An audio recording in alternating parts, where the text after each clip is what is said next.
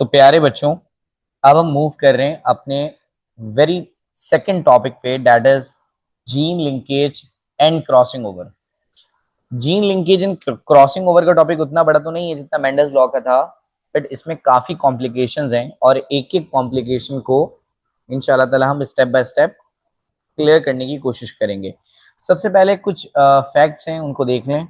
हो सकता है बहुत सारे फैक्ट्स इसमें से आपको ऑलरेडी पता हो कि किसी भी सेल में अगर हम जीन्स और क्रोमोसोम्स के नंबर्स को चेक करें तो क्रोमोसोम के नंबर्स तो बहुत कम होते हैं, लेकिन जीन्स बहुत ज्यादा होते हैं।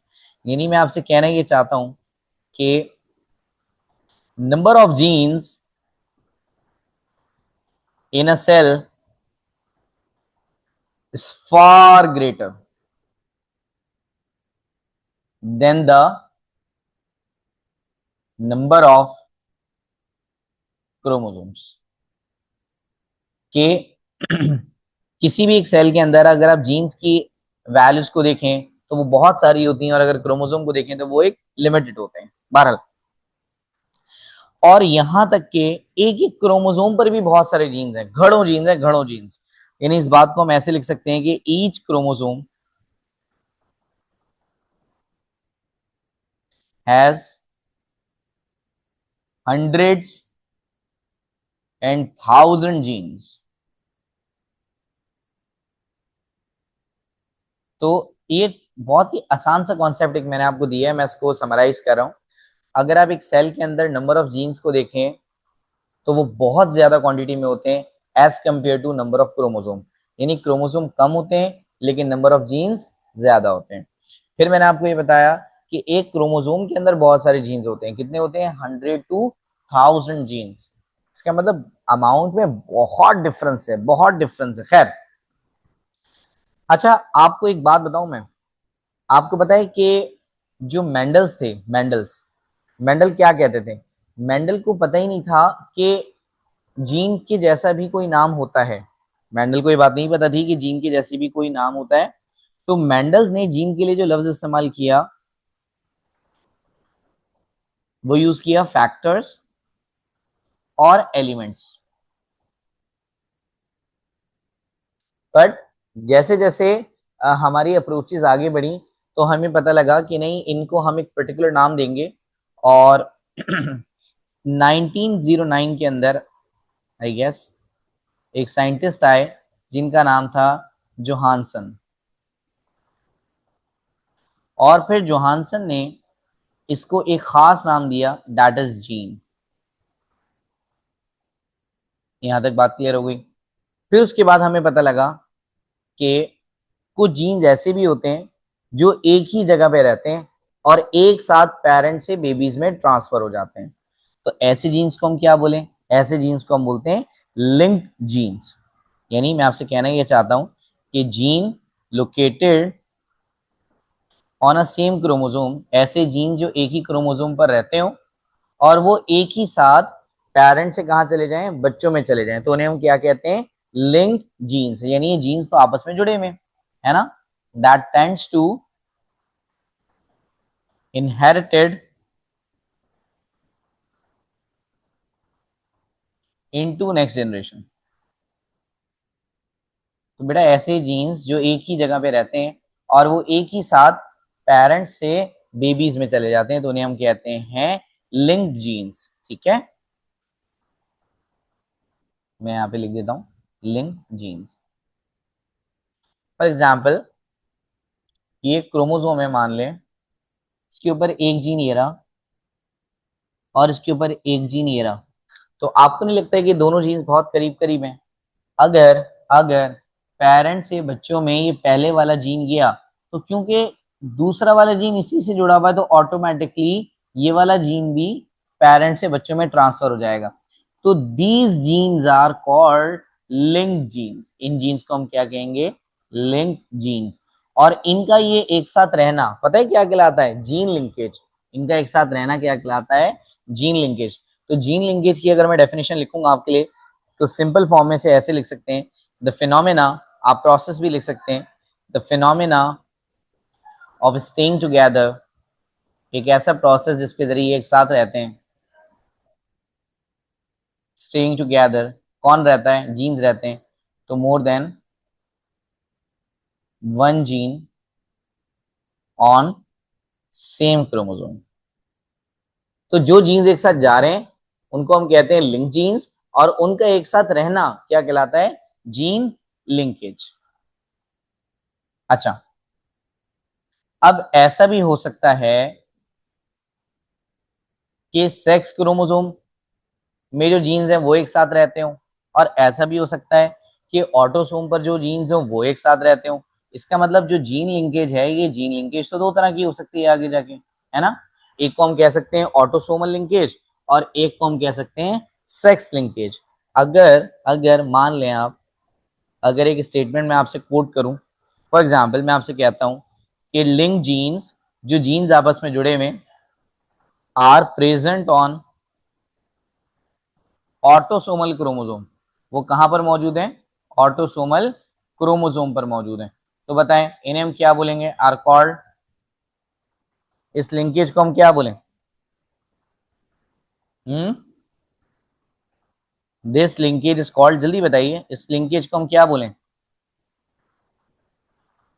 अगर लिंक जीन्स ऑटोसोमल क्रोमोसोम पे रहेंगे तो आप इसे क्या बोलोगे, बिल्कुल आप इसे बोलोगे ऑटोसोमल लिंकेज। और अगर इसी की जगह ये सेक्स क्रोमोसोम पे रहते तो फिर तुम उसे क्या बोलते, यानी link genes are present on sex chromosome. अब सेक्स क्रोमोसोम में वो एक्स क्रोमोसोम भी हो सकता है और वाई क्रोमोसोम भी हो सकता है ना। बहरहाल वो एक्स, वो उससे किसी सेक्स क्रोमोसोम पर है, तो इस लिंकेज को दायरे अब हम ऑटोसोमल तो नहीं कहेंगे, बल्कि हम इसे क्या कह देंगे, सेक्स लिंकेज। चलें, हमें यहां तक तो उम्मीद है कि सारी चीजें हमें एक एक करके क्या हो गई होंगी, क्लियर हो गई होंगी। चलें, अब आपने एक और कॉन्सेप्ट याद रखना है, बहुत आसान सा कॉन्सेप्ट है कि एक क्रोमोसोम पर जितने भी लिंक जीन्स हैं, क्या मैंने कहा, एक क्रोमोसोम पर जितने भी लिंक जीन्स हैं, अगर वो सब के सब एक ग्रुप फॉर्म कर लें तो उस ग्रुप को क्या बोलेंगे, लिंकेज ग्रुप।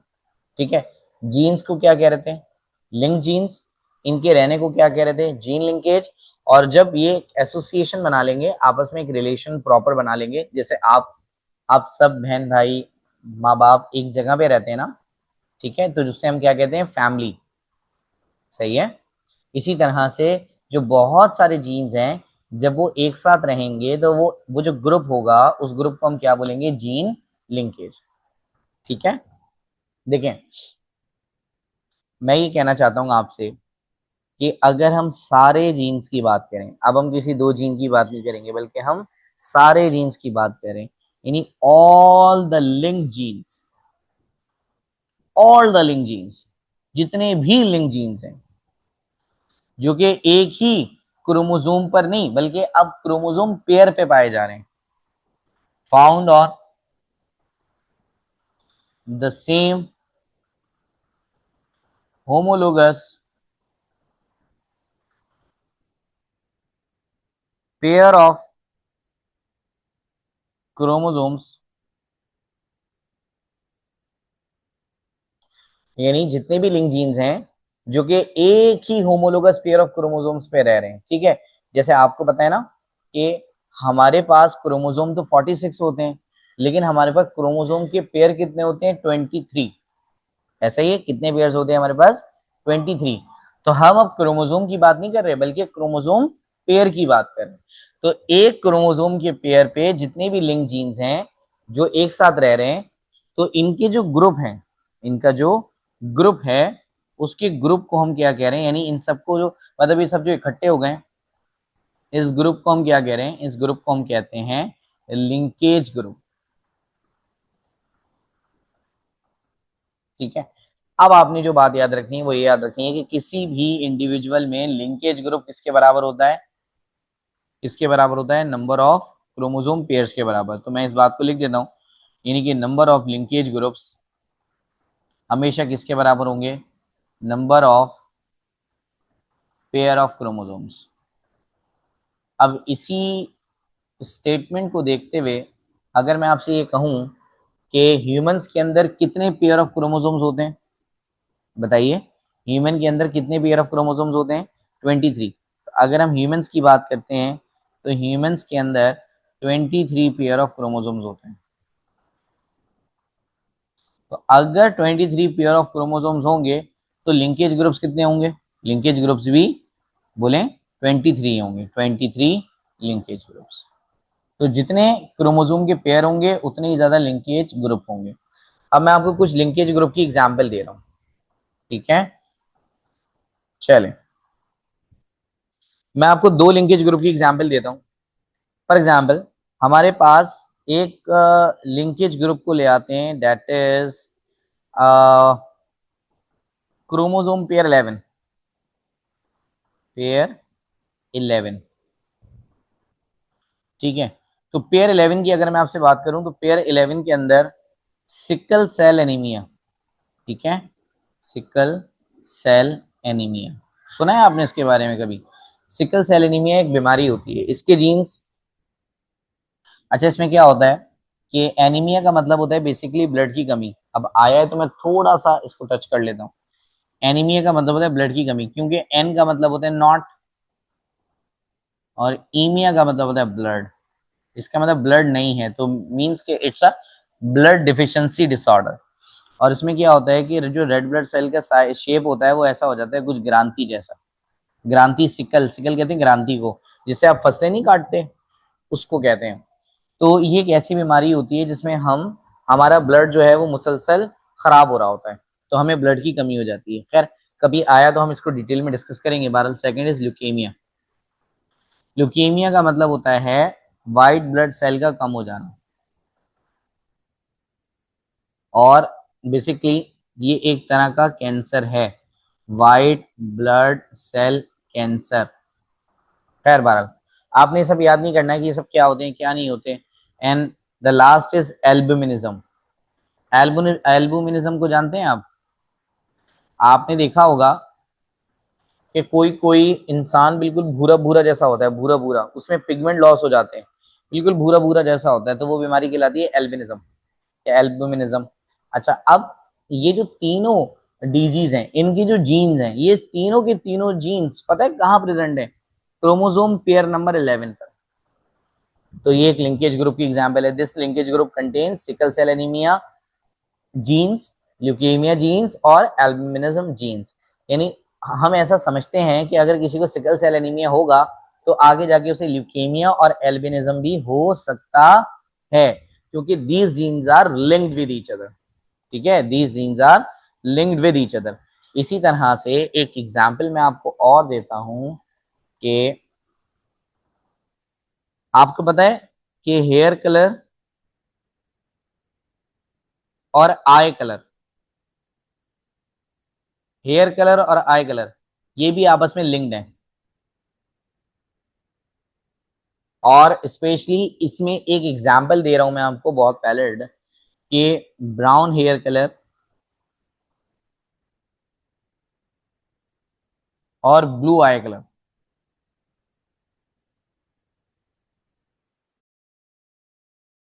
ये लिंक्ड हुए हैं आपस में। इसका मतलब अगर किसी के बाल ब्राउन है तो उसकी आंखें रेड लिख दी है मैंने, अल्लाह अल्लाह अल्लाह, रेड तो रेड कैसे होंगी? ब्लू आई कलर, ब्लू आई कलर। तो अगर किसी के बाल ब्राउन है तो उसकी आंखें जो है वो नीली होंगी, क्योंकि ये दोनों जीन्स आपस में क्या है? लिंक्ड है। तो ज्यादातर ऐसा होना चाहिए और होता भी होगा। हो सकता है आपने किसी मिसेज एक्स को देखा हो तो उनके बाल ब्राउन हो। अच्छा, ये वो बाल ब्राउन है जो बाय बर्थ ब्राउन है, ऐसा नहीं कि आप पॉलर से जाके करवा के आ गए। तो अगर किसी के हेयर्स बाय बर्थ ब्राउन है तो उसकी आईज भी ब्लू होंगी। तो ये जीन्स भी आपस में क्या है? लिंक्ड है। अच्छा, इसके अलावा एक और एग्जांपल मैं आपको देता हूं जो कि सेक्स क्रोमोसोम की है, कि हीमोफीलिया, कलर ब्लाइंडनेस, इनको तो खैर अभी हम डिस्कस करेंगे एक्स लिंक इनहेरिटेंस के अंदर। And third is gout. Gout को आप डिस्कस करेंगे होम्योस्टैसिस के चैप्टर के अंदर, ठीक है?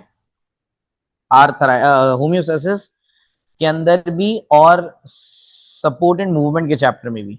सपोर्ट एंड मूवमेंट के चैप्टर में आर्थराइटिस के टॉपिक के अंदर और होम्योस्टैसिस के अंदर किडनी स्टोन्स के टॉपिक के अंदर, दोनों के अंदर ये आएगा। बहरहाल हीमोफीलिया, कलर ब्लाइंडनेस और गाउट, इनके जो जीन्स हैं बेटा ये भी आपस में लिंक्ड है, और ये लिंक्ड भी कहां हुए हुए हैं? सेक्स क्रोमोसोम पर। तो it's a sex chromosome linkage.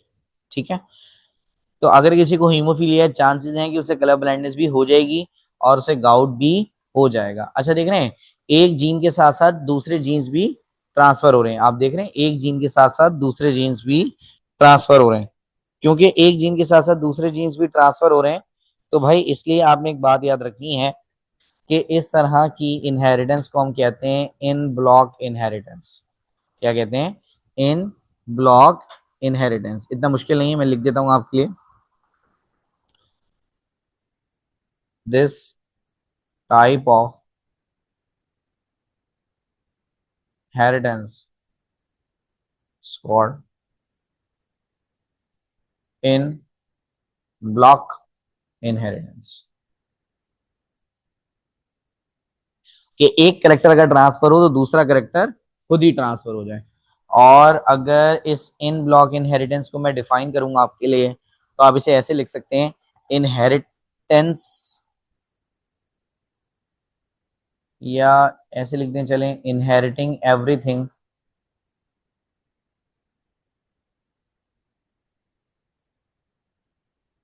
In one single package. कि जितनी भी चीजें इनहेरिट होनी चाहिए थी वो एक साथ ही इनहेरिट हो गई। प्यारे बच्चों, जीन लिंकेज का कॉन्सेप्ट हमें क्लियर हो गया है। अब जीन लिंकेज का एक रिलेशन पढ़ लेते हैं हम जल्दी से, जीन लिंकेज के बारे में। आपको पता है कि अगर हम जीन डिस्टेंस की बात करें, कि फॉर एग्जांपल ये क्रोमोसोम है और इस पे एक जीन ये लगा हुआ और एक जीन ये लगा हुआ, ठीक है, और चलें एक जीन ये लगा हुआ, आपको क्या लगता है कि जीन लिंकेज किन दो के दरमियान होगी? फर्स्ट और सेकंड वाले जीन्स के दरमियान लिंकेज होगी, या फर्स्ट और थर्ड के दरमियान लिंकेज होगी, या थर्ड और सेकंड के दरमियान लिंकेज होगी?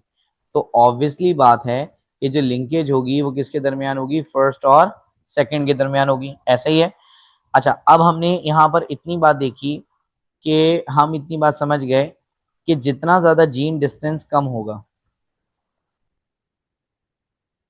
जितना ज्यादा जीन डिस्टेंस कम होगा उतनी ज्यादा जीन अट्रैक्शन ज्यादा होगी। ऐसा ही है, जब दो बॉडीज आपस में करीब होती हैं तो वो अट्रैक्ट भी ज्यादा होती हैं। क्या होती हैं? अट्रैक्ट भी ज्यादा होती हैं। तो याद रखिएगा, जब भी जीन डिस्टेंस कम होगा अट्रैक्शन हमेशा बढ़ जाएगी। ये बात आपको क्लियर हुई? देखें, आप इसको ऐसे समझ लें कि फॉर एग्जाम्पल भाई, जो जो मिस्टर अमजद हैं, पता है आपको मिस्टर अमजद के बारे में जानते हैं? मिस्टर अमजद जो हैं वो रहते हैं हैदराबाद में। तो मिसेस एक्स और मिस्टर अमजद के दरमियान कितना डिस्टेंस है? घड़ों डिस्टेंस है। अट्रैक्शन क्या होगी? कम होगी। अब मिसेस एक्स को वीडियो कॉल भी करना नहीं आती, तो फिर तो कुछ हो ही नहीं सकता। अब क्या हुआ कि मिस्टर अमजद क्योंकि सच्ची मोहब्बत करते थे, इसलिए मिस्टर अमजद कराची आ गए। ओ, क्योंकि वो कराची आ गए, अब मिसेस एक्स और मिस्टर अमजद के दरमियान जो डिस्टेंस था वो क्या हो गया? कम हो गया। ठीक है, अट्रैक्शन बढ़ गई होगी। क्यों? देखना, बोलना, बात करना, साथ खाना, ये सब अट्रैक्शन में आता है।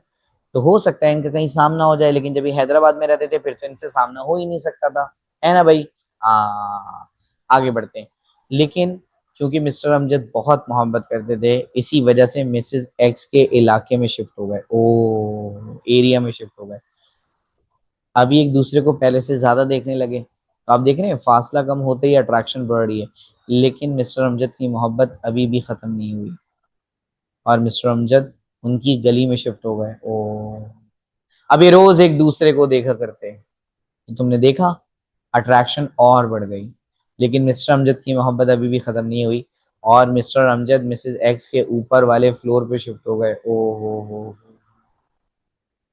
अब तो डिस्टेंस बहुत कम है, अट्रैक्शन घड़ों घड़ों अट्रैक्शन होगी।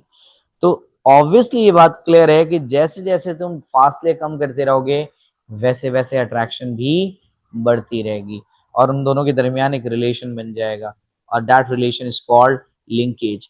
क्योंकि अभी यहाँ तो मिस्टर एक्स और मिसेस अमजद नहीं है ना, तो फिर यहाँ क्या होगा, जीन होगा भाई ये तो इट्स कॉल्ड जीन लिंकेज। तो मैं इतनी बात समझ गया कि gene linkage is inversely proportional to gene distance, right? इसका मतलब ये हुआ कि जितना कम जीन डिस्टेंस होगा उतना ही ज्यादा जीन लिंकेज होगी। और ये बात बिल्कुल अंडरस्टूड है, इस बात में तो कोई शक ही नहीं है। दूसरी बात जो तुम्हें याद रखना है तो ये रखनी है कि जीन डिस्टेंस को, सॉरी क्या कहते हैं, जीन लिंकेज को डिटेक्ट करने के लिए हम एक टेस्ट करते हैं, that test is called test cross. ये नाम आप सब बच्चों ने सुना होगा, टेस्ट क्रॉस का। तीसरी बात जो तुम्हें याद रखनी है वो याद रखनी है कि gene linkage is opposite to crossing over.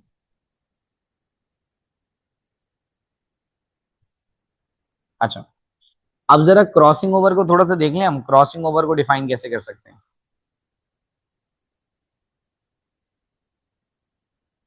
असल में क्रॉसिंग ओवर का मतलब होता है exchange of genetic material between the to homologous chromosomes.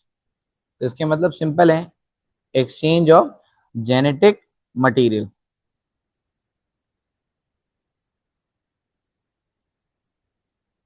Exchange of genetic material. अच्छा, जबकि जीन लिंकेज क्या कहता है भाई, जीन लिंकेज तो कहता है भाई मटेरियल एक्सचेंज नहीं होगा। अगर पहला वाला जीन उठेगा तो ऑटोमेटिकली दूसरा वाला जीन भी उठ जाएगा। तो वहां तो सिमिलर जीन्स उठ रहे हैं। बट क्रॉसिंग ओवर में क्या हो रहा है कि एक क्रोमोसोम का अगर एक जीन आ रहा है तो दूसरे क्रोमोसोम से दूसरा जीन आएगा, जबकि ये ऐसा नहीं कह रहे, ऐसा ही है।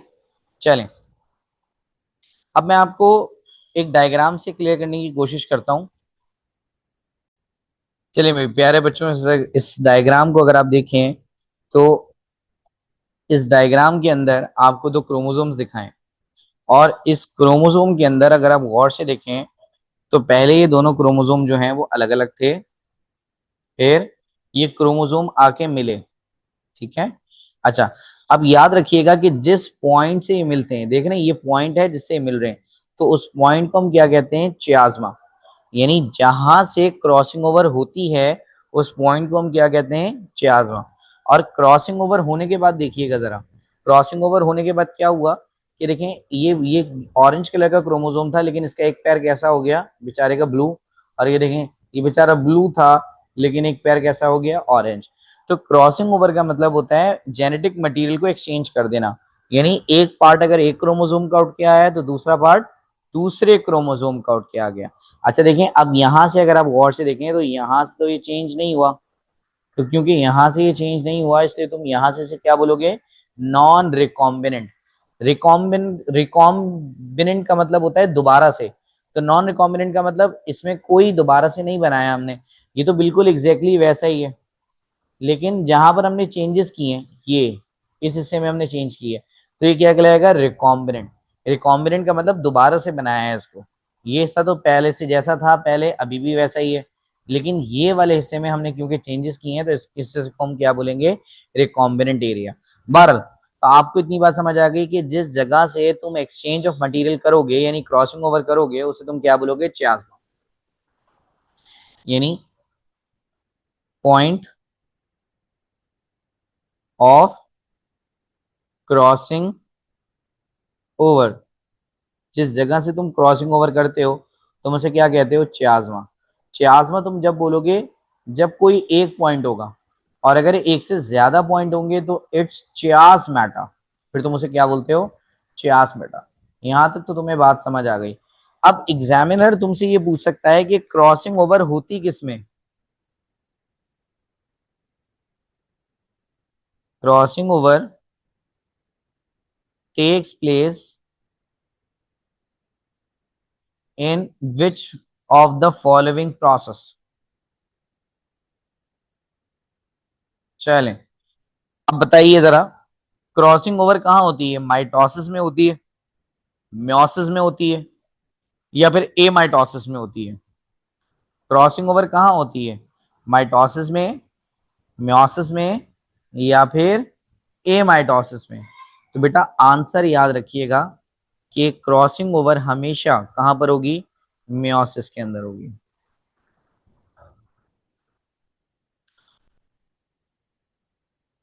अब म्योसिस के अंदर भी कहां होगी, म्योसिस के दो दो फेजेस होते हैं, एक को हम कहते हैं म्योटिक डिवीजन वन, और एक को हम कहते हैं म्योटिक डिवीजन टू। तो भाई इस एमसीक्यू का आंसर है म्योटिक डिवीजन वन में होती है। अच्छा, म्योटिक डिवीजन वन में तो चार फेजेस होते हैं, prophase one, metaphase one, anaphase one और टेलोफेज वन। तो ये कहाँ होती है, तो आंसर इज प्रोफेज वन में होती है। कहाँ होती है क्रॉसिंग ओवर, हमेशा प्रोफेज वन में होती है। आगे बढ़ते हैं, ये होती है प्रोफेज वन में। अब आपको पता है प्रोफेज वन के भी 5 स्टेप्स होते हैं, पता है किसी बच्चे को, प्रोफेज वन के भी 5 स्टेप होते हैं। सबसे पहले स्टेप का नाम है लेप्टोटीन, दूसरे स्टेप का नाम है जाइगोटीन, तीसरे स्टेप का नाम है पैकेटीन, और चौथे स्टेप का नाम है डिप्लोटीन, और लास्ट स्टेप का नाम है डाइकेनेसिस। तो बेटा जिस जगह पर क्रॉसिंग ओवर होती है, वो पता है, हाँ क्रॉसिंग ओवर होती है थर्ड स्टेप में, और थर्ड स्टेप का नाम है पैकेटीन। ठीक है, तो याद रखिएगा कि म्योसिस में होती है, म्योसिस में भी कहाँ होती है, meiotic division one, meiotic division one में भी कहाँ होती है, प्रोफेज वन में, और प्रोफेज वन में भी कहाँ होती है भाई, पैकेटीन में होती है। गुड बॉय गुड बॉय, ये सारी चीजें तुम्हें बहुत तमीज से याद करनी है। अच्छा, अब हमें इतनी बात क्लियर हो गई। अब जरा आप मुझे एक बात बताएं, मान लें एक क्रोमोसोम है सपोज, और एक क्रोमोसोम ये है, इसमें एक जीन लगा हुआ है यहां पर, और एक जीन लगा हुआ है यहां पर, बताएं।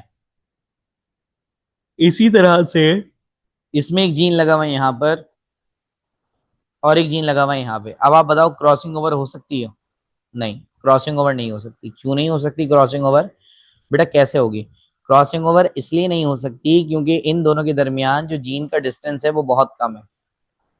इन दोनों जीन्स में अगर आप डिस्टेंस देखें तो बहुत कम है। अगर मैं देखिए, क्रॉसिंग ओवर का मतलब समझिएगा, क्रॉसिंग ओवर का मतलब क्या है, exchange of material. Exchange of material का मतलब ये है कि यहां से पहला वाला जीन तो ग्रीन का उड़ जाए और दूसरा वाला जीन पर्पल का उड़ जाए, पॉसिबल है? हम्म, नहीं, पॉसिबल ही नहीं है। क्यों, इनमें लिंकेज है। क्योंकि अगर आप ग्रीन वाला लेंगे तो ऑटोमेटिकली ब्लू वाला भी आ जाएगा, क्योंकि दोनों साथ जुड़े हुए हैं। यहां तो जीन लिंकेज है, यहां क्रॉसिंग ओवर तो हो ही नहीं सकती। तभी तो मैंने ऊपर बोला कि जीन लिंकेज और क्रॉसिंग ओवर एक दूसरे के बिल्कुल ओपोजिट है, बिल्कुल ये दोनों एक दूसरे के ओपोजिट है, पॉसिबल ही नहीं है कि ऐसा हो जाए। बात क्लियर हुई? आगे बढ़ते हैं। तो फिर कब होगी क्रॉसिंग ओवर, कब होगी भाई, जब जीन डिस्टेंस ज्यादा होगा। अब देखें, ये क्रोमोसोम है और उस पे एक जीन ये रहा, और एक जीन ये रहा। इसी तरह से एक और क्रोमोसोम है, इसमें एक जीन ये रहा और एक जीन ये रहा। जी, इस crossing over is possible, yes, the crossing over is possible. अब अगर तुम एक जीन यहां से उठा लो और एक जीन यहां से उठा लो तो ये पॉसिबल है। कैसे, एक जीन पहले वाले का आ गया और दूसरा जीन दूसरे वाले का आ गया। देख रहे हैं आप, एक जीन हमने यहां से ले लिया और एक जीन हमने यहां से ले लिया, तो इट्स अ रिकॉम्बिनेंट। ये क्या कहलाएगा? रिकॉम्बिनेंट। या फिर आप इसे बोलोगे क्रॉस ओवर। अच्छा, दूसरा क्रोमोसोम को क्या होगा? दूसरा क्रोमोसोम भी ऐसे ही होगा, एक जीन पहले वाले का आ जाएगा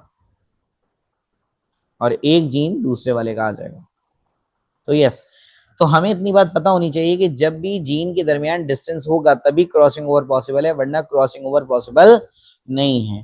तो अब जरा एक रिलेशन कोट करने की कोशिश करते हैं कि अगर जीन डिस्टेंस कम है तो क्या तुम क्रॉसिंग ओवर कर सकते हो? नहीं, नहीं, नो क्रॉसिंग ओवर। लेकिन अगर जीन डिस्टेंस ज्यादा है, अब अट्रैक्शन कम होगी। अब जो जीन की अट्रैक्शन है वो कम होगी, और क्योंकि जीन की अट्रैक्शन कम है, अब क्रॉसिंग ओवर पॉसिबल हो गया। तो अगर आप ऊपर वाला रिलेशन देखें तो ऊपर वाला रिलेशन की ये रिलेशन बिल्कुल अपोजिट है। वो ये कहता था कि जीन डिस्टेंस कम होना चाहिए तभी जीन लिंकेज होगी, लेकिन यहां हम कह रहे हैं जीन डिस्टेंस ज्यादा होगा तभी क्रॉसिंग ओवर ज्यादा होगी। यानी स्टेटमेंट ये बन रही है कि crossing over is directly proportional to gene distance.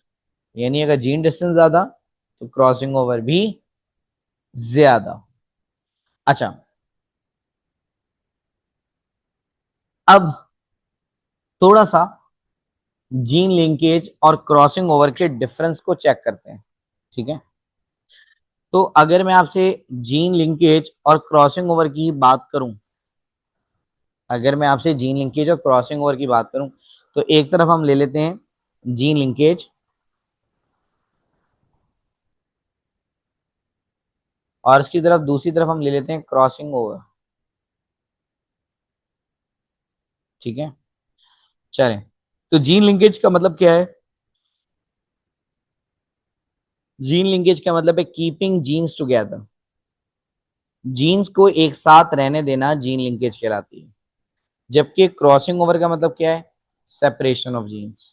जो दो जीन्स एक साथ थे अब वो एक साथ नहीं है, अब पहला वाला किसी और के साथ है और दूसरा वाला भी किसी और के साथ है। डायग्राम में देख लीजिए, यहाँ सेपरेशन हुई ना। पहले ये इनके साथ था, बट अब ये ग्रीन वाला पर्पल के साथ है, यानी ग्रीन और ब्लू वाले में क्या हो गई? सेपरेशन हो गई। तो it leads to the formation of separation of genes. आगे बढ़ते हैं। दूसरी बात आपने याद रखनी है, जीन लिंकेज के लिए जरूरी नहीं है कि दो क्रोमोसोम्स हो, एक क्रोमोसोम के दरमियान भी लिंकेज हो सकती है।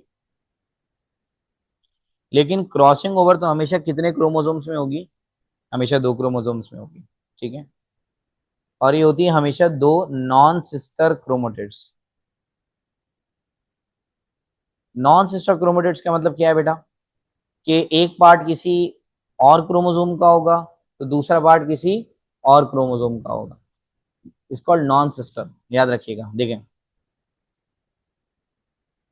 ये वाला पोर्शन, ये वाले पोर्शन के सिस्टर क्रोमोटिड है। क्यों? क्योंकि ये एक ही है, ये दोनों एक दूसरे की सिस्टर क्रोमोटिड्स हैं। तो एक ही क्रोमोसोम के जो पार्ट्स होते हैं, आर्म्स होते हैं, वो कहलाते हैं सिस्टर क्रोमोटिड्स। तो बेटा ये वाला, ये वाला इससे थोड़ी करेगा, ये वाला जो क्रोमोटिड्स है ये अब इससे थोड़ी करेगा। कभी भी सिस्टर क्रोमोटिड्स आपस में थोड़ी करते हैं।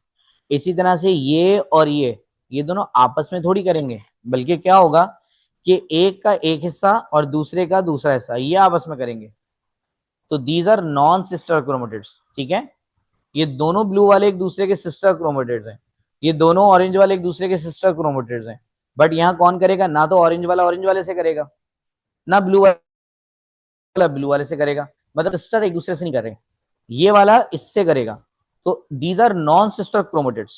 ठीक है, समझिएगा। मैं एक आखिरी दफा लिख रहा हूँ, क्या पता बात समझ आ जाए। ब्लू और ब्लू, इसकी और इसकी बात कर रहा हूँ, दीज आर सिस्टर्स।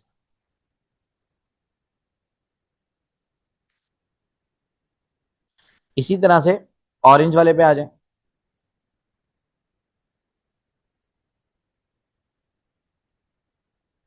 अगर आप ऑरेंज वाले को गौर से देखें तो जो ऑरेंज और ऑरेंज का पेयर है, ये भी क्या कहलाएगा? Sister chromatids. तो नॉन सिस्टर का मतलब ही यही है कि भाई ऑरेंज वाला ऑरेंज वाले से नहीं, बल्कि ऑरेंज वाला ब्लू वाले से कर रहा है। किससे कर रहा है? ऑरेंज वाला ब्लू वाले से कर रहा है। इस पॉइंट को याद रखिएगा। तो ब्लू वाला किससे कर रहा है भाई? ब्लू वाला किससे कर रहा है? ऑरेंज वाले से कर रहा है। तो जाहिर है ये क्या कहलाएंगे? ये कहलाएंगे नॉन सिस्टर। अगर सेम सेम होते तो हम इन्हें बोलते सिस्टर, बट ये तो सिमिलर नहीं है, इसलिए हम इसे क्या बोल रहे हैं? Non sister. तो याद रखिएगा कि जो क्रॉसिंग ओवर है हमेशा नॉन सिस्टर क्रोमेटिड्स में होती है। आगे बढ़ते हैं। अच्छा, जीन लिंकेज की वजह से वेरिएशंस कम होती हैं। क्यों? जैसे पेरेंट्स होते हैं वैसे ही बच्चे होते हैं, तो इसकी वजह से वेरिएशंस कम हो जाती हैं। इसकी वजह से वेरिएशंस बढ़ जाती हैं, क्योंकि एक हिस्सा एक पेरेंट का आ गया, दूसरा हिस्सा दूसरे पेरेंट का आ गया, तो आप तो कुछ और ही बन गए। आप कुछ खसूसत आप में पहले वाले पेरेंट्स की हैं, कुछ आप में दूसरे वाले पेरेंट्स की हैं, तो ज़ाहिर है आप थोड़े से चेंज हो गए। आप में वेरिएशंस आ गई, आप में डिफरेंस आ गया। ठीक है। दूसरी बात जो आप याद रखेंगे कि अगर कभी जिंदगी में आपने टेस्ट क्रॉस किया, तो अगर जीन लिंकेज हुई तो सिर्फ और सिर्फ पेरेंटल बेबीज होंगे। क्या होंगे? Parental babies. ये अभी मैं क्रॉसिंग टेस्ट क्रॉस कराऊंगा तो आपको पता लग जाएगा। और जब आप इसका टेस्ट क्रॉस चलाएंगे तो पेरेंटल बेबीज नहीं होंगे, बल्कि पेरेंटल और नॉन पेरेंटल एक दूसरे के बराबर होंगे। जितने पेरेंटल बेबीज प्रोड्यूस होंगे उतने ही कौन से बेबीज होंगे? नॉन पेरेंटल होंगे। ठीक है। पेरेंटल वर्सेस नॉन पेरेंटल, ये दोनों बराबर होंगे। जबकि यहाँ पर पेरेंटल बहुत ज्यादा होंगे as compare to non parental.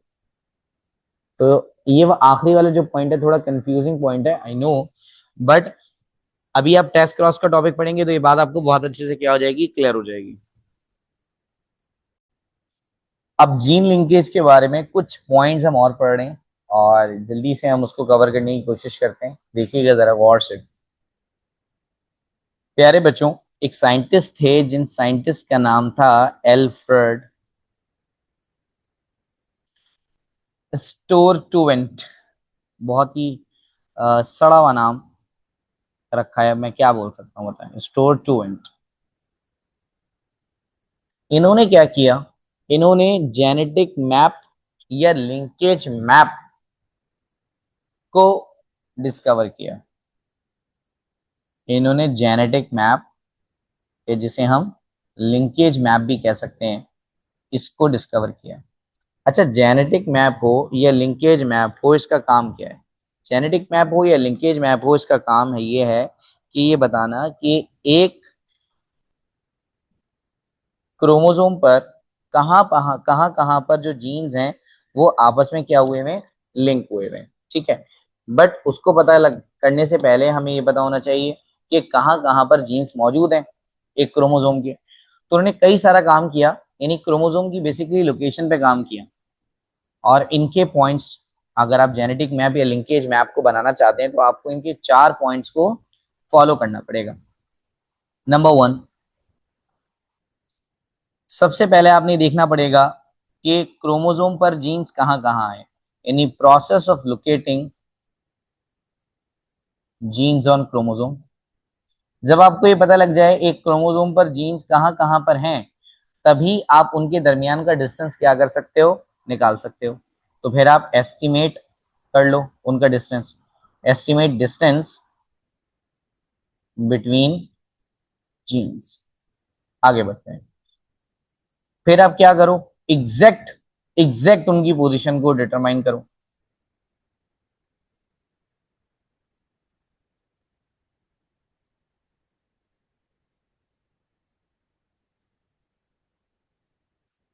Then उसके बाद तुम क्या करोगे? अब इनमें तुम लिंकेज ग्रुप ढूंढो, यानी ये चेक करो कि लिंकेज कहाँ कहाँ है।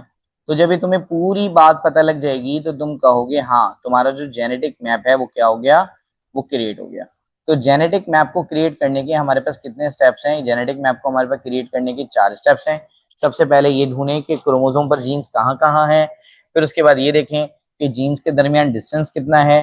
फिर जीन की एग्जैक्ट पोजिशन को आइडेंटिफाई करें और फिर उसके बाद लिंकेज ग्रुप को सर्च करें।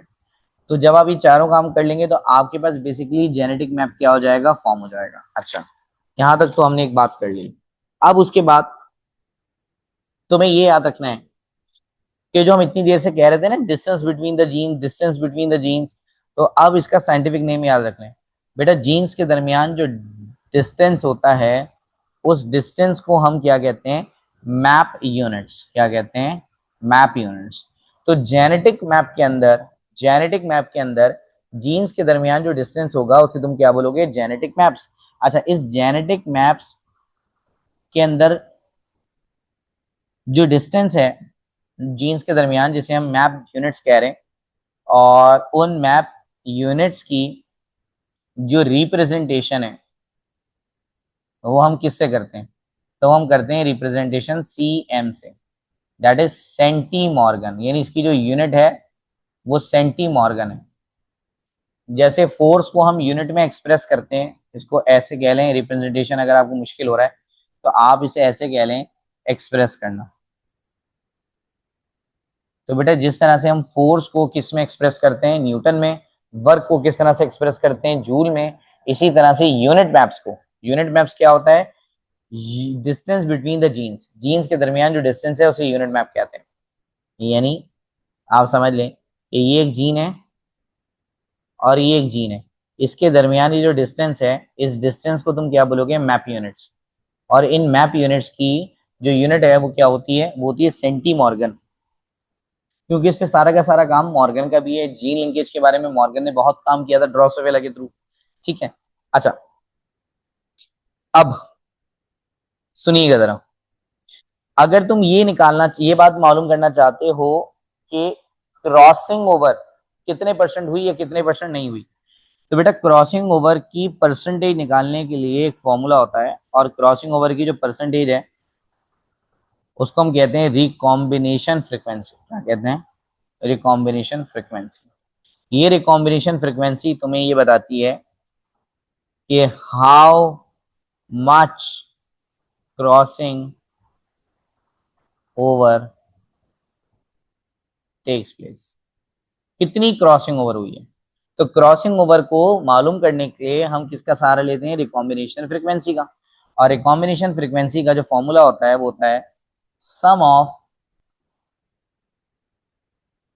रिकॉम्बिनेंट्स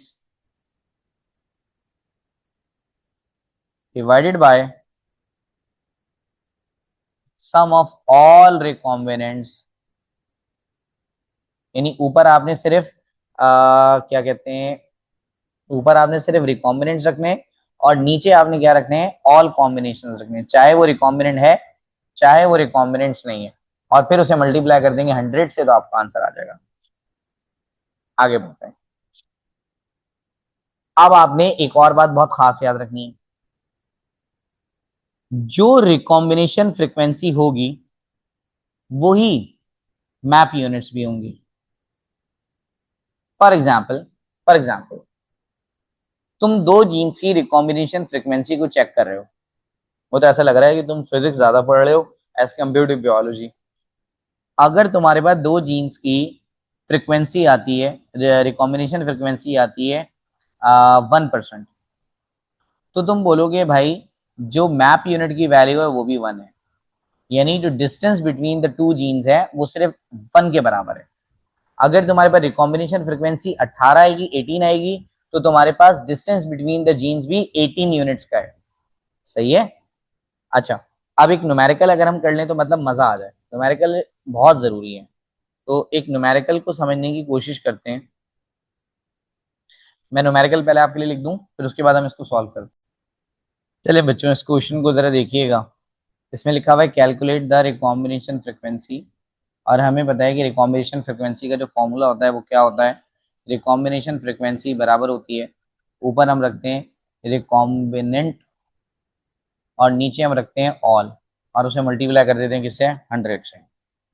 चल, अब हम ये देखते हैं कि कौन रिकॉम्बिनेंट्स है और कौन रिकॉम्बिनेंट नहीं है। तो आपके पास लिखा हुआ है capital A capital B small B crosses with small A small B, तो it's parent number 1 and it's parent number 2। तो ये पेरेंट्स हैं, राइट, ये दोनों की दोनों क्या हैं, पेरेंट्स हैं। अब लिखा हुआ है however the products are, अब जो प्रोडक्ट्स आपको दिए हुए हैं, पहला प्रोडक्ट ये दिया हुआ है, अगर इस प्रोडक्ट को देखें तो क्या ये पेरेंट के जैसा है, यस, ये पेरेंट्स के जैसा है। क्यों, इसमें ए कैपिटल बी स्मॉल बी आ रहा है, यहाँ देखें ए कैपिटल बी स्मॉल बी, ये एग्जैक्टली पेरेंट्स के जैसा है। तो भाई it's a parental, it's a parental. तो जो पेरेंटल होता है उसे हम नॉन रिकॉम्बिनेंट कहते हैं, तो इट्स नॉन रिकॉम्बिनेंट। चलें भाई आगे बढ़ेंगे। Then we have small B, yes, small B, ये भी पेरेंट है, तो ये भी क्या हुआ, नॉन रिकॉम्बिनेंट प्रोडक्ट हो गया। अब अगर आप इसको देखें, थर्ड वाले को, कैपिटल ए स्मॉल बी, ऐसे कोई भी पेरेंट नहीं है। We have two parents, one is this, other is this, इन दोनों में से कोई भी ऐसा नहीं है, capital A capital B small B, ऐसा तो कोई भी नहीं है। तो इट्स रिकॉम्बिनेंट, ये क्या हुआ, ये रिकॉम्बिनेंट हुआ। इसको देखें, स्मॉल ए कैपिटल बी स्मॉल बी, ऐसा भी कोई पेरेंट नहीं है, देखें, ऐसा तो कोई नहीं है। तो ऐसा कोई नहीं है, इसलिए ये भी क्या हुआ, मिक्सचर से बना है, तो इसे भी क्या बोलेंगे, रिकॉम्बिनेंट। तो रिलेटिव फ्रीक्वेंसी निकालने की कोशिश करते हैं।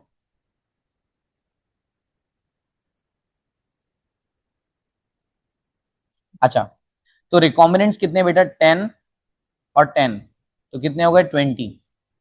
और ऑल को देखें जरा, ऑल कितने हैं, ऑल का मतलब रिकॉम्बिनेंट प्लस नॉन रिकॉम्बिनेंट, तो 40 ये हैं, 40 ये हैं, 80 हो गए, 90, 100,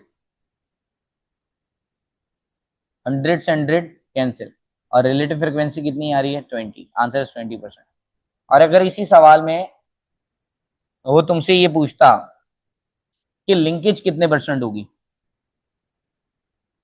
तो तुम्हें पता है कि क्रॉसिंग ओवर 20% हो रही है, तो बेटा लिंकेज कितने परसेंट होगी फिर, 80% होगी, लिंकेज इज 80%। और मैंने आपको ऊपर एक और बात बताई थी कि बेटा जितने ज्यादा रिलेटिव फ्रीक्वेंसी होगी उतनी मैप यूनिट्स होंगी। तो अगर मैं तुमसे बोलूं कि भाई मैप यूनिट्स क्या होंगी, इसी सवाल में मैप यूनिट्स, तो भाई मैप यूनिट्स क्या होंगी, मैप यूनिट्स होंगी 20 सेंटी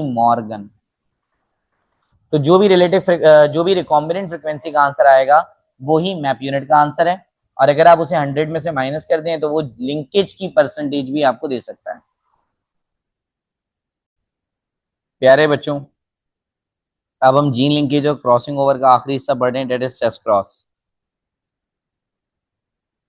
अच्छा, याद रखिएगा मेरी एक बात कि बेटा टेस्ट क्रॉस को हम प्यार से कहते हैं बैक क्रॉस। अच्छा, टेस्ट क्रॉस दो तरह का होता है, एक टेस्ट क्रॉस होता है मोनोहाइब्रिड क्रॉस का, ठीक है, और मोनोहाइब्रिड क्रॉस का जो टेस्ट क्रॉस होता है उसका काम क्या होता है, इसका काम होता है टू चेक होमोजाइगोसिटी और heterozygosity ऑफ डोमिनेंट पेरेंट। अगर कभी भी जिंदगी में तुम्हें पेरेंट में ये चेक करना हो कि भाई जो पेरेंट हमारा डोमिनेंट है वो होमोजाइगस है या हेटेरोजाइगस है, जैसे मैं क्या कहना चाह रहा हूं इस बात को समझिएगा जरा जल्दी से, capital R capital R capital R small R, both are dominant, ये भी डोमिनेंट है, ये भी डोमिनेंट है, दोनों डोमिनेंट है ना, बट ये जो है वो हीट्रोजाइगस है। क्यों हीट्रोजाइगस है बेटा? क्योंकि इसके अंदर दोनों गैमेट्स अलग अलग है। ऐसे ही एक कैपिटल आर है तो दूसरा स्मॉल आर है। बट अगर आप इसकी बात करें तो ये वाला जो होमोजाइगस, ये वाला जो डोमिनेंट है, ये होमोजाइगस है। क्यों? क्योंकि दोनों में सेम है। तो अब हमें चेक ये करना है कि जो डोमिनेंट पेरेंट है वो होमोजाइगस है या हीट्रोजाइगस है। तो इस चीज को चेक करने के लिए जो क्रॉस किया जाता है इसे हम कहते हैं टेस्ट क्रॉस। चलें, अब मैं आपको कंडीशंस बता रहा हूं। If all the babies are same, अगर सारे के सारे बेबी सेम होंगे, then the dominant parent is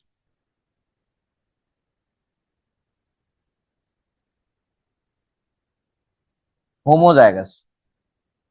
तो फिर जो डोमिनेंट पेरेंट है वो क्या कहलाएगा? Homozygous. But if all the babies are not same, और you can say different,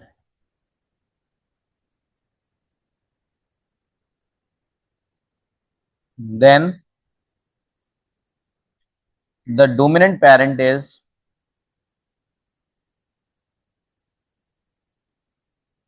heterozygous। तब वो डोमिनेंट पेरेंट कौन है? heterozygous है। एक एग्जाम्पल दे रहा हूं मैं आपको। Mister Amjad versus Mrs x. भाई मिस्टर अमजद और मिसेस एक्स की जरा बातें सुन लीजिए। मिस्टर अमजद की जो वो हेयर कलर है वो है ब्लैक, ब्लैक हेयर कलर। और मिसेस एक्स की जो हेयर कलर है वो है गोल्डन हेयर कलर। ऑस्ट्रेलिया से इंपोर्ट कराया आपने इनको, ठीक है। अब इनके हो गए 12 बच्चे। कितने बच्चे हो गए बेटा? 12 बच्चे हो गए इनके। और इन 12 के 12 बच्चों के जो बालों का कलर है, बताए कौन है? वो है गोल्डन। सब के सब बच्चों का बालों का कलर गोल्डन है। अब गोल्डन कलर किसका था? मिसेज एक्स का। तो तुम बोलोगे Mrs X is dominant and Mrs X is homozygous dominant, क्योंकि सारे के सारे बच्चे एक जैसे हो रहे हैं। Homozygous dominant. क्या मैंने यहाँ पे यही बात बोली? If all the babies are same then the dominant parent is homozygous. एक और क्रॉस लें। मिस्टर अमजद, सही आदमी नहीं लग रही मुझे, इन्होंने मिसेस जेड के साथ भी क्रॉस कर लिया, और टुगेदर इनके जो बच्चे हुए वो 6 हुए। अब 6 में से जो 4 बेबीज हैं उनके बालों का कलर जो था वो कैसा था? गोल्डन। और 2 बच्चों के जो बालों का कलर था वो कैसा था? वो था ब्लैक। अब तुम क्या बोलोगे? अब की दफा जो मिसेस जी थी, मिसेस जी क्या है? Heterozygous dominant. क्यों हीट्रोजाइगस डोमिनेंट? क्योंकि बेटा अब की दफा सारे के सारे बेबीज एक जैसे पैदा नहीं हुए। तो तुम्हें याद क्या रखना है? अगर सारे बच्चे एक जैसे होंगे तो होमोजाइगस डोमिनेंट, अगर सारे बच्चे एक जैसे पैदा नहीं हो रहे तो इट्स हीट्रोजाइगस डोमिनेंट। बात क्लियर हो गई? चले आगे बढ़ते हैं। अब हम एक ऑफिशियल क्रॉस कर देते हैं, इनका क्या कर लेते हैं? एक ऑफिशियल क्रॉस।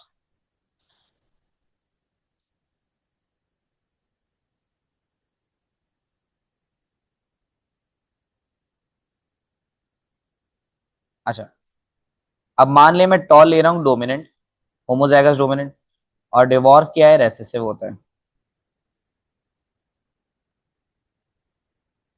अब इसके जब गैमेट्स निकलेंगे तो क्या निकलेंगे? कैपिटल टी, कैपिटल टी, लेकिन सेम है इसलिए एक ही बार लिख दें। इसके जो निकलेंगे वो क्या निकलेंगे? स्मॉल टी, क्योंकि सेम है इसलिए एक ही बार लिख दें। अब इनका जो क्रॉस होगा, इनके क्रॉस होने की वजह से जो बेबी बनेगा वो बनेगा कैपिटल टी स्मॉल टी। एक ही जैसे बच्चे हो रहे हैं सारे, all are tall, all the babies are same. जब सारे के सारे बच्चे सेम हुए तो आपको भी पता है कि आपने कौन सी कंडीशन ली थी? आपने लिया था होमोजाइगस डोमिनेंट। तो जब भी तुम होमोजाइगस डोमिनेंट लोगे, बच्चे सिर्फ और सिर्फ कैसे पैदा होंगे? एक ही टाइप के पैदा होंगे। लेकिन अब की दफा मैं होमोजाइगस डोमिनेंट नहीं ले रहा। अब की दफा मैं हीट्रोजाइगस डोमिनेंट ले रहा हूं। अब देखिएगा जरा,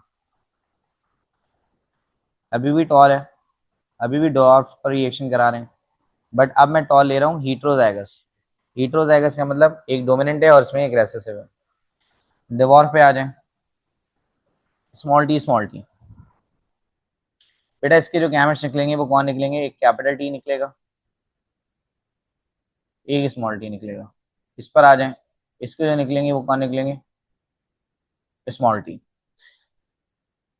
क्योंकि इसके अलग अलग थे इसलिए दो बार निकाले। अब तो इतनी दफा आपको यार जेनेटिक्स की क्रॉसेस पढ़ा चुका हूँ, अब तो ये बात आपको टिप्स पे होनी चाहिए बिल्कुल यार। आगे बढ़ते हैं। पहले वाले को पहले वाले के साथ क्या बनेगा, कैपिटल टी स्मॉल टी। दूसरे वाले को भी पहले वाले के साथ कर दें तो क्या बनेगा, स्मॉल टी स्मॉल टी। ये क्या है, ये टॉल है। ये क्या है, ये डॉर्फ है। अब सारे के बच्चे, सारे के सारे बच्चे एक जैसे नहीं बन रहे, आधे टॉल हो रहे हैं और आधे डॉर्फ हो रहे हैं। तो इसका मतलब जब तुम पेरेंट्स को हीट्रोजाइगस लोगे, जब भी पेरेंट्स को तुम हीट्रोजाइगस लोगे तो सारे के सारे बच्चे एक जैसे पैदा नहीं होंगे। तो मेरे ख्याल से इतनी मुश्किल बात नहीं थी, बात क्लियर हो गई होगी। अगर सारे बेबी एक जैसे हो रहे हैं तो डोमिनेंट इज हीट्रो होमोजाइगस, और अगर बच्चे अलग अलग तरह के हो रहे हैं तो डोमिनेंट इज हीट्रोजाइगस। तो हमने टेस्ट क्रॉस को मोनोहाइब्रिड क्रॉस के रेफरेंस से तो पढ़ लिया। अब हम इसी टेस्ट क्रॉस को पढ़ने जा रहे हैं डाई हाइब्रिड क्रॉस के रेफरेंस से। जरा देखिएगा,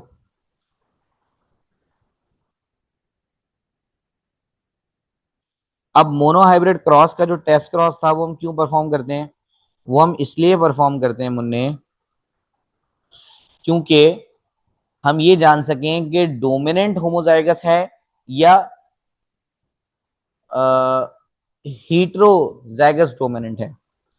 मतलब डोमिनेंट वाला जो पेरेंट है वो हमारा होमोजाइगस है या हीट्रोजाइगस है। अब हम डाई हाइब्रिड क्रॉस में क्यों परफॉर्म कर रहे हैं, ताकि हम ये चेक कर सकें कि जीन लिंकेज है या नहीं, यानी to check the gene linkage. तो जीन लिंकेज को चेक करने के लिए हम homozygous sorry dihybrid cross को परफॉर्म करते हैं। अच्छा, अब डाई हाइब्रिड क्रॉस का मतलब ये है कि तुम्हें दो कैरेक्टर्स लेके फिर क्रॉस कराना पड़ेगा। तो इसकी पहली कंडीशन देखिएगा जरा,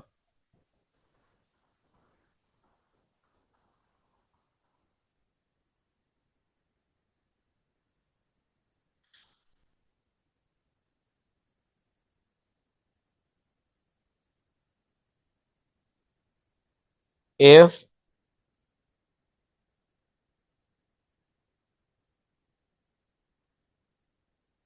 the ratio of F2 generation is 1 is to 1 is to 1 is to 1, when you cross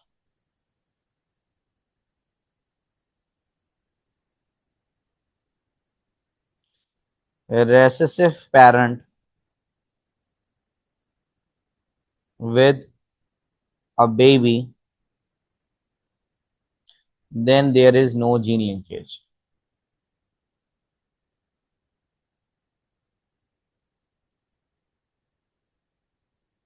चल, वो ये कह रहा है कि अगर आपका answer 1 is to 1 is to 1 is to 1 आए, जब कब आए, जब तुम रेसेसिव पेरेंट का क्रॉस करा दो एक बेबी से, यानी तुम बच्चे का क्रॉस करा रहे हो पेरेंट से। कौन से पेरेंट से, रेसेसिव पेरेंट से। तो अगर answer 1 is to 1 is to 1 is to 1 आए तो आप समझ जाइएगा कि कोई जीन लिंकेज नहीं है। अब याद करें वो लम्हात कि तुम काम करते थे सीड शेप और सीड कलर पे, ऐसा ही है।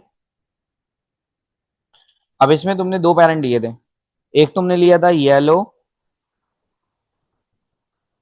And round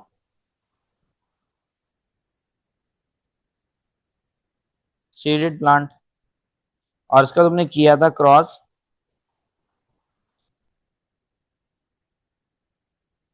green and wrinkled seeded plant से। आपको याद होगा ये पूरा क्रॉस हमने Mendel's law of independent assortment के अंदर ये क्रॉस किया था। तो आपको याद होगा कि इसके जो गैमेट्स थे वो कौन थे, कैपिटल वाई और राउंड के लिए कैपिटल आर। और इसके जो थे वो कौन थे, small Y small Y small R small R. इसके अब जब गैमेट्स निकालोगे तुम तो कैसे भी निकाल लो, एक कैपिटल वाई एक कैपिटल आर ही निकलेगा। चार निकलेंगे बट चारों की चारों सेम होंगे। ये बात मैं क्योंकि पहले कर चुका हूं इसलिए मैं इस बात को दोबारा बहुत डिटेल में नहीं कर रहा। इसमें भी से भी तुम कैसे भी गैमेट्स निकाल लो, एक स्मॉल वाई और एक कैपिटल, एक स्मॉल वाई और एक स्मॉल आर ही निकलेगा। अब तो मैंने क्रॉस कर दूं,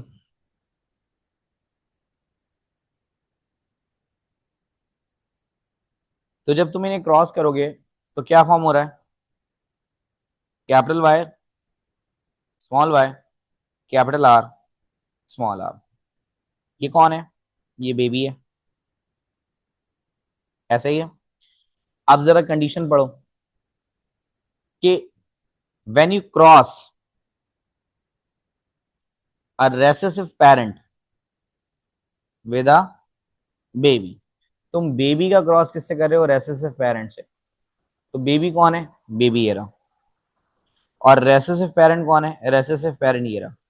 यानी अब तुम बेबी का रेसेसिव पेरेंट से क्रॉस कराने जा रहे हो। अब क्योंकि तुम उल्टा जा रहे हो, बच्चे से पेरेंट्स पे जा रहे हो, बहुत गलत बात है। समाज क्या कहेगा, बट जाहिर है करना तो पड़ेगा, इट्स अ टेस्ट क्रॉस। तो क्योंकि तुम उल्टा जा रहे हो, उल्टा जाने की वजह से इस टेस्ट क्रॉस को तुम कहते हो बैक क्रॉस। बात क्लियर हो गई। अब जरा हम क्रॉस कराते हैं, यानी अब मुझे किसका क्रॉस कराना है, मुझे इसका क्रॉस कराना है। किसके साथ कराना है, इसके साथ कराना है। तो जरा क्रॉस करके चेक करते हैं, स्मॉल वाई स्मॉल आर का क्रॉस कराना है, capital Y small Y capital R small R.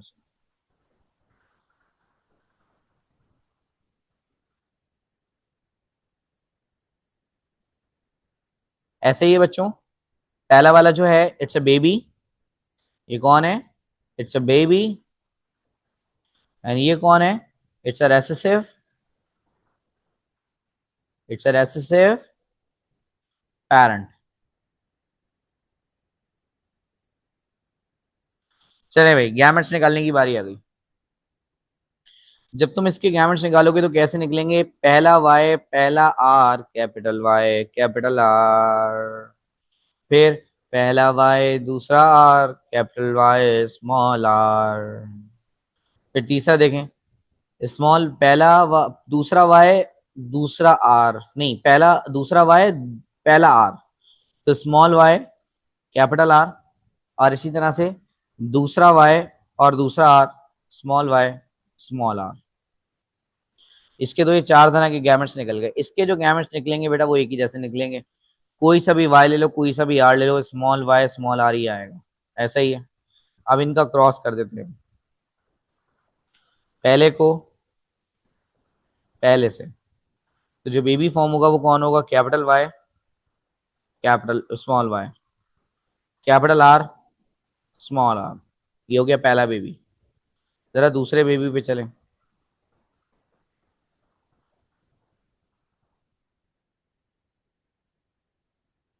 अब दूसरा बेबी क्या बनेगा, capital Y small R small R. ये हो गया दूसरा बेबी। तीसरे पे चलते हैं। तो तीसरा वाला जब पहले वाले से क्रॉस करेगा तो क्या बनेगा, small Y small Y small Y small Y capital R small R. अब आखिरी वाले की बारी, जब आखिरी वाला क्रॉस करेगा तो क्या बनेगा, small Y small Y small Y small Y small R small R. चलें अब इन बच्चों को देखते हैं, ये बच्चे हैं कौन। जरा गौर से देखिएगा इस बच्चे को, कैपिटल वाई आने की वजह से तुम इसे बोलोगे येलो, और आर आने की वजह से इसलिए तुम इसे बोलोगे round, it's yellow and round. इस बच्चे को देखो, इस बच्चे को तुम क्या बोलोगे, इस बच्चे को तुम बोलोगे कैपिटल वाई आने की वजह से येलो और स्मॉल आर आने की वजह से रिंकल्ड। इस बच्चे को देखो जरा, इस बच्चे को तुम क्या बोलोगे? स्मॉल वाई आने की वजह से ग्रीन, और कैपिटल आर आने की वजह से राउंड। इस बच्चे को देखो जरा, इस बच्चे में स्मॉल वाई है, स्मॉल वाई को क्या बोलोगे तुम? ग्रीन, और स्मॉल आर को तुम क्या बोलोगे? रिंकल्ड। तो अगर तुम चारों बच्चों को देखो तो बेटा ये चारों बच्चे ही अलग हैं। तो F2 जनरेशन जो निकलेगी वो क्या निकलेगी? 1:1:1:1। यस, जो हमने सोचा था आंसर वही आ रहा है। इस आंसर का सेम आना इस बात की एश्योरिटी है कि there is no gene linkage, there is no gene linkage between seed colour and seed shape. अच्छा, अभी जो वन है बेटा ये क्या है? ये पेरेंटल है। क्यों? ये पेरेंट के जैसा है। तुमने एक पेरेंट लिया था येलो एंड राउंड, और दूसरा पेरेंट तुमने लिया था ग्रीन एंड रिंकल्ड। तो बेटा ये जो पहला वाला और आखिरी वाला है ना, ये तो पेरेंटल है, पेरेंट्स के जैसा है। जबकि जो बीच वाला 1:1 है ये पेरेंट्स के जैसे नहीं है। देखे ना, yellow and wrinkled, yellow and wrinkled तो तुमने नहीं लिया था, ग्रीन एंड राउंड तो तुमने नहीं लिया था। तो ये क्या है? नॉन पेरेंटल है। चले, तो इस वक्त दो ही पेरेंटल हैं और दो ही नॉन पेरेंटल हैं। क्या है? दो ही पेरेंटल हैं और दो ही नॉन पेरेंटल हैं। देख लें, पहला और आखिरी वाला पेरेंटल है, दूसरा और तीसरा वाला नॉन पेरेंटल है। तो बेटा इस वक्त पेरेंटल और नॉन पेरेंटल, पेरेंटल और नॉन पेरेंटल की वैल्यू 2:2 है, बराबर है। आगे बढ़ते हैं।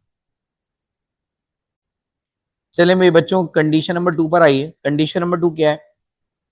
कि if more parental types are produce, अगर पेरेंटल टाइप ज्यादा प्रोड्यूस होंगी, देन देयर इज इनकम्प्लीट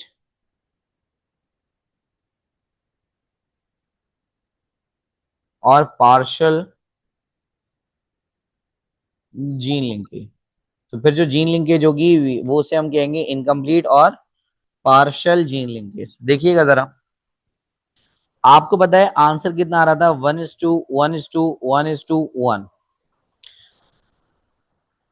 अब अगर इस केस में तुम पेरेंटल की बात करते थे तो पेरेंटल भी दो थे, क्योंकि पहला और आखिरी वाला कौन है?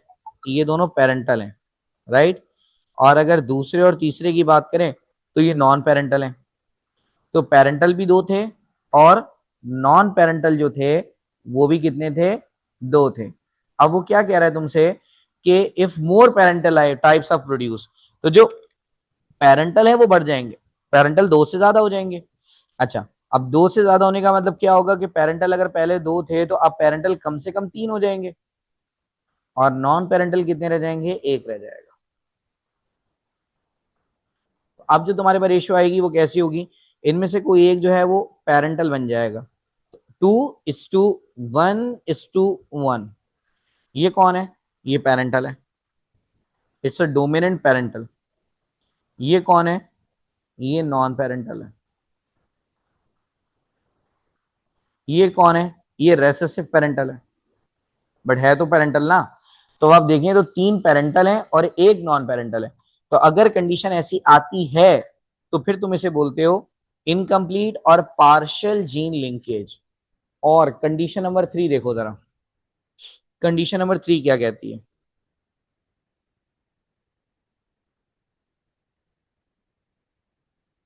कंडीशन नंबर 3 ये कहती है कि सिर्फ और सिर्फ पेरेंटल ही प्रोड्यूस होंगे। कंडीशन नंबर 3 क्या कहती है? सिर्फ और सिर्फ पेरेंटल ही प्रोड्यूस होंगे। यानी अगर मैं इसको राइटअप की फॉर्म में लिखूं, if only parental types are produce, अगर सिर्फ और सिर्फ पेरेंटल टाइप्स ही फॉर्म हो रही हैं,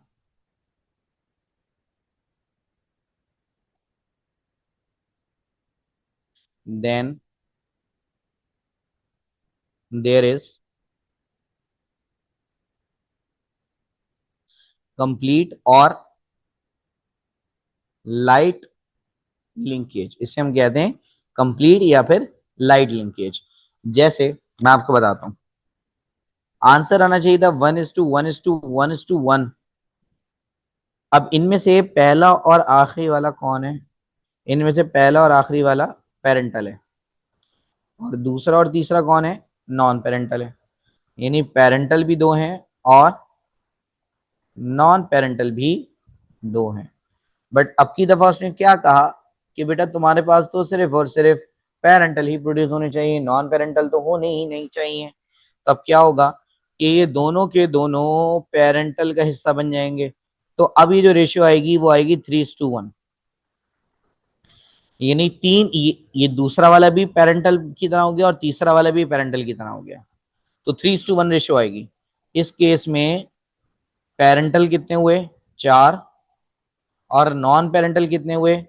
एक भी नहीं। यानी आपकी दफा नॉन पेरेंटल बन ही नहीं रहा। ये मैं समझना कि अगर एक 4 है और दूसरा एक भी नहीं है तो 4:0 परसेंटेज होनी चाहिए। नहीं भाई, ये डोमिनेंट पेरेंटल है, इट्स अ डोमिनेंट पेरेंटल, ये एक अलग चीज है। और इट्स अ रेसेसिव पेरेंटल। तो क्या आपने ऐसा कहीं देखा है? बिल्कुल। याद करें वो लम्हात जब तुमने मॉर्गन का क्रॉस पढ़ा था।